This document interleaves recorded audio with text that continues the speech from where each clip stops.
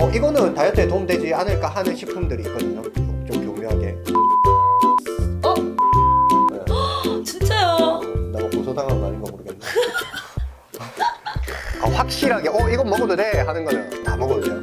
안녕하세요. 뒤따로 다이어트하는 두아연마 김현정입니다. 자, 우리가 지금 4주 다이어트 챌린지를 시작했잖아요. 그런데 운동은 저랑 같이 이렇게 하면 되는데 식단에 대해서는 제가 조금 자문을 구하고자 오늘 특별한 분을 모셨습니다. 저의 PT 선생님 윤동주 선생님을 모셨습니다. 자, 본인 소개 부탁드립니다. 안녕하십니까. PT샵 호랑이 선생님을 운영하고 있는 윤동주 트레이너입니다. 저는 현재 김현정 강사님의 웨이트 트레이닝을 교육하고 있고, 그리고 오늘은 김현정 강사님의 식단에 대한 조언을 해주러 나왔습니다. 제가 많은 걸 알고 있진 않지만 여러분들한테 알고 있는 것들은 최선을 다해서 알려드리도록 하겠습니다. 네, 제가 이제 우리 구독자님들도 그렇고 저도 그렇고 아닌 분들도 계시겠지만 주부님들이 많은 걸로 저는 알고 있어요. 근데 저도 아이를 키우고 다이어트가 사실 쉽지는 않거든요. 운동이야 지금 딥다로 이렇게 아이들 잘 때 조용히 운동을 할 수 있어요. 근데 식단 같은 경우에는 저 같은 경우에는 저는 특히나 또 먹는 걸 좋아해서 이 식단 부분이 너무 어려워서 이제 우리 윤동주 선생님께 여쭤보려고 하는데 저도 어렵습니다. 저도 어려워요. 잘 안 됩니다. 잘 안 돼요. 자, 그러면은 우리가 이왕 살을 빼는 거 건강하게 살을 뺐으면 좋겠어요. 네네. 건강하게 살 빼는 방법을 좀 가르쳐 주세요. 다이어트라는 파트가 사실 건강한 행위는 아니거든요. 근데 저희가 다이어트를 함으로써 건강해질 수 있는 부분이기 때문에 과하지 않도록 좀 다이어트를 할 필요성이 있어요. 사실 한 달 만에 10kg가 쭉 빠졌다라고 하면 보통은 질병을 의심을 하잖아요. 그게 그쵸, 당연한 거거든요. 당연한 건데 살을 그렇게 뺀다라는 거는 사실 병에 걸린 거랑 마찬가지죠. 맞아요. 당연히 잘 빼시는 분들도 있습니다. 전문 프로 선수들이나 트레이너들 아니면 이렇게 강사분들 이렇게 잘 하시는 분들도 있는데 일반 기준으로 저희가 일주일에 한 3kg, 2kg 이 정도 뺀다라는 거는 너무 컨디션 저하를 만들 수가 있거든요. 맞아요. 근데 다이어트를 하루 이틀 할 게 아니라면 좀 롱런할 필요가 있어요. 지방을 1kg 정도 빼려면 한 7,700칼로리 정도 소모를 해야 되거든요. 사실 이 7,700칼로리가 어마어마해요. 사실 운동 그쵸. 저희가 러닝머신을 1시간 진짜 쎄빠지게 뛰어도 200칼로리, 300칼로리 체중에 따라서 좀 차이는 있겠지만 그럼 지금 몇 시간을 뛰어야 되는 거예요? 그렇잖아요. 20시간 넘게 뛰어야 되잖아요. 계산 안 되죠? 네. 20시간 넘게 뛰어야 될 거예요. 뛰는 바에 안 먹고 말겠다. 저는 좀 약간 그런 생각인데 한 주당 500g에서 1kg 정도를 빼라고 권장을 합니다. 특별한 이유가 없다면. 특별한 이유라는 거는 그러니까 웨딩 촬영 같은 그쵸. 거 해야 되거나 내가 의사가 살 안 빼면 지금 큰일 납니다. 이런 특별한 이벤트 이런 것들이 생겼거나 주당 한 500에서 1kg 정도 감량을 했으면 하는데 최대한 지방으로 많이 감소를 시키는 방법을 선택을 해야겠죠. 네. 그래서 식이요법과 운동이 필요한 겁니다. 저는 먹는 거를 얼마나 좋아하냐면 그 생크림 아니면은 이런 커피를 마셔도 카라멜 마키아토 이런 것만 골라서 먹는, 그리고 빵을 너무 좋아해요. 빵, 면 요런 거 너무너무 좋아하거든요. 근데 다이어트라고 하면 무조건 걔네들 끊어야 되잖아요.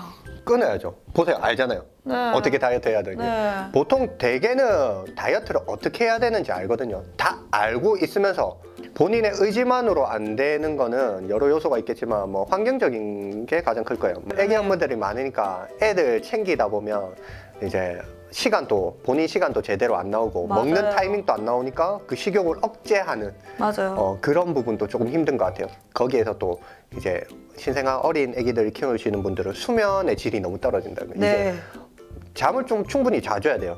최소 7시간 정도는 충분히 자줘야 돼요. 그리고 네. 애 본다고 화장실도 들쑥날쑥 하기 싫으니까 수분에 대한 섭취, 물에 대한 섭취도 너무 작아요. 특히나 커피나 녹차 같은 경우는 조금 조심을 해야 됩니다.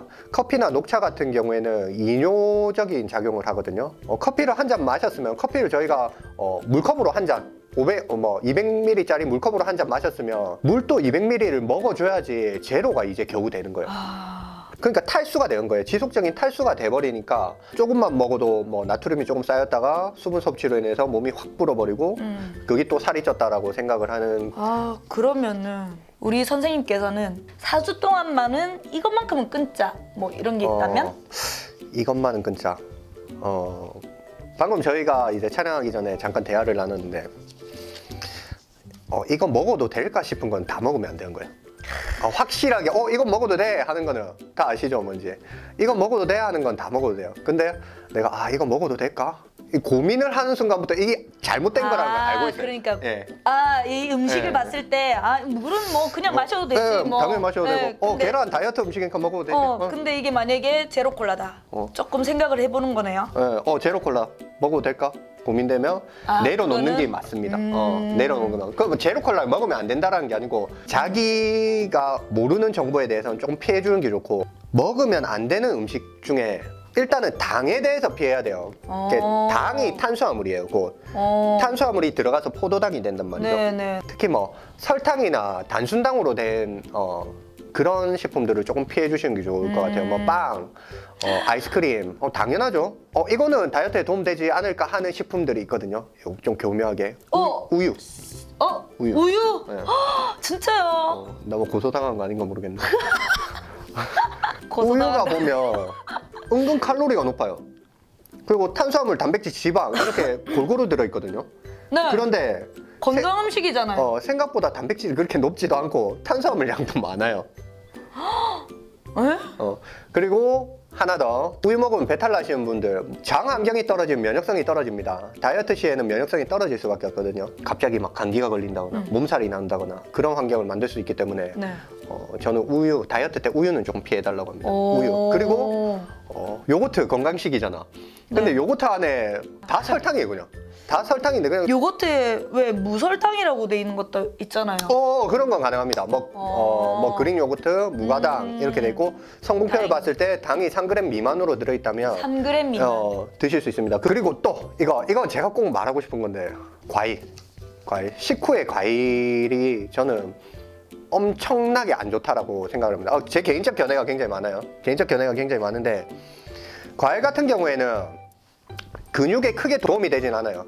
과일 같은 경우에 과당은 몸에 들어오면 주로 간에서 활용을 합니다. 간에서 활용하는 탄수화물이란 말이에요. 네. 그래서 식후에 과일을 계속 드셔주시면 지방간의 위험도가 엄청나게 많이 오릅니다. 그래요? 네. 그래서 과일을 먹으면 안 되냐? 이건 아니고 섭취 타이밍을 조금 정해주실 필요가 있다는 거죠. 과일을 드실 때 뭐 아침 사과 굉장히 좋다고 하잖아요. 네. 그런 것처럼 아침 공복에 드셔주신다든지 아니면 운동 직후에 떨어진 혈당을 뭐 저희 딥다 트레이닝 하고 나서 갑자기 힘이 빠지고 이럴 수 있잖아요. 그럴 때는 과일에 대한 섭취가 괜찮지만 굉장히 제가 부정적으로 보는 부분에서는 식후의 과일. 보통 한국 문화잖아요. 뭐 식사하고 나서 손님 오면 과일 한 접시 내잖아요. 다이어트의 진짜 키포인트는 인슐린이라고 생각을 하거든요. 인슐린의 주요 역할은 혈당을 떨어뜨리는 역할을 합니다. 혈당이 뭐냐면 혈액 내의 당분이거든요. 저희 물에 설탕 타면 그 물 어때요? 좀 찍찍하잖아요. 그러면 피 안에 설탕 넣어놨다 생각하면 어떻겠어요? 걸쭉하겠죠? 그러니까 그 혈액 내에 당 수치를 떨궈주기 위해서 인슐린 분비가 되는데 저희가 막 먹었는데 이제 혈액 내에 당분이 오르면 안 된다 그랬죠? 적정량 이상으로 오르면 심혈관계 질환이 올 수 있죠. 막힐 수도 있죠. 끈적해지니까. 그럼 이걸 떨어뜨리기 위해서 인슐린 분비가 됩니다. 인슐린이 내가 혈당을 이렇게 떨어뜨리러 왔어요. 그 떨어뜨리면 인슐린이 그 혈당을 어디로 보낸다 했어요? 세포 내로 보낸다고. 너무 영양 깊게 가는데 이 세포 내로 보내는데 세포 내로 근육량이 적은 사람은 채울 수 있는 양도 작을 거 아니에요. 그러면 다 채웠어요. 더 이상 넣을 데도 없어. 어디다 넣어야 돼? 지방으로 전환해서 저장을 해둘게. 이렇게 되는 거예요. 그래서 인슐린의 별명이라고 합니다. 지방 저장 호르몬이라고 해요. 보통 살이 빠지지 않는 체질이 인슐린 저항성이 생겼다고 표현을 합니다. 그리고 뭐 조금 과정해서 살이 좀 잘 빠지는 상태는 인슐린 감수성 또는 민감성이 높은 상태라고 해요. 그러면 감수성이나 민감성 이렇게 막 구분 지으면 지금 어렵잖아요. 포커스를 인슐린 저항성에 한번 맞춰보겠습니다. 인슐린 저항성이란 인슐린이 제 기능을 못하게 되는 거거든요. 제 기능을 못하게 되니까 1만 나와도 될 게 1만 나와도 혈당을 다 떨어뜨려 줄 수 있는 게 2가 나와야 되고 3이 나와야 되는 현상인 거예요. 아, 일이 많아지니까. 예, 그러니까 자기가 일 처리 능력이 떨어지니까 1만 나와도 떨고 저항성이 없으면 1만 나와도 처리가 되는 게 2, 3이 나와야 된다고요. 네. 식후에 뭔가를 계속 먹어주는 현상이 반복을 하며 혈당이 올랐을 때 이 인슐린 A라는 애가 나와서 혈당 떨구러 가야지, 혈당 올랐네, 쭉쭉쭉 가는데 생각을 해보니까 교육이 되는 거예요. 맞다, 얘 또 뭐 먹을 거야. B야, 애초에 니도 같이 가자. C, 니도 같이 가자. 데리고 가는 거야. 그럼 인슐린의 별명이 뭐라고 했어요? 지방 저장 호르몬. 지방 저장 호르몬이란 네. 말이에요. 지방 저장 호르몬이기 때문에 에너지원으로 못 보내고 지방으로 저장하는 양이 많이 생깁니다. 그걸 인슐린 저항성이라고 그래요. 그렇구나. 그래서 다이어트를 하기 위해서는 이 부분은 필수로 개선을 해줘야 돼요. 인슐린 저항성에 대해서 네. 필수로 개선을 해줘야 됩니다. 네네네. 그러면 탄수화물 먹으면 안 되네. 탄수화물을 먹으면 안 되는 게 아니죠. 탄수화물을 네. 계속 비워낼 수 있도록 운동을 진행을 해야 되고요. 탄수화물이 근육 내에 운동 딥다. 근육 내에 보관이 된다고 했잖아요. 네. 네, 근육 내에 저장이 됐습니다. 이거를 소진시켜야지 여기로 옮길 공간이 생기잖아요. 네. 그러니까 여분이 안 남게끔 운동을 해서 글리코겐 소진을 계속 시켜줍니다. 아까 초반에 말했던 수면, 저희가 잠을 자잖아요. 네. 자고 일어나면 약 한 30% 정도의 글리코겐이 소진이 됩니다. 네. 그러니까 잠만 잘 자도 어떻게 보면 살이 빠질 수가 있는 거거든요. 그래서 탄수화물을 안 먹는 건 아니에요. 그리고 탄수화물 같은 경우에는 뇌에서 활용한단 말이에요. 뇌에서. 그러니까 머리도 안 진짜요? 들어가고 할 수가 있기 때문에 탄수화물. 그래서 당 떨어졌다. 좀 힘들고 할 때 당 그렇죠. 떨어졌다고. 공부 열심히 할 때 초콜릿 먹으라고 그러고. 그쵸. 네, 그렇게 하잖아요. 그래서 탄수화물은 꼭 필요한 근본입니다. 단백질도 그렇고 지방도 그렇고 꼭 필요합니다. 그러면 다 필요한데 그럼 이제 우리가 4주 동안 다이어트를 해야 되잖아요. 네. 그 4주 동안 다이어트를 할 때 그러면 탄수화물, 단백질, 지방 네. 이거를 어떤 비율로 먹어야 좀 다이어트에 도움이 될까요? 좋은 질문입니다. 자, 아까 그 한국영양학회에서 2020년 기준으로 약 6대 2대 2, 탄수화물 6, 단백질 2, 지방 2 정도 섭취를 해달라고 했습니다. 근데 이거는 경험에 따라 다를 수도 있지만 여러 가지 방법이 있습니다. 근데 솔직히 말씀드리면 전체적인 칼로리만 낮으면 살은 빠져요. 살은 빠지는데 저희가 운동을 하잖아요.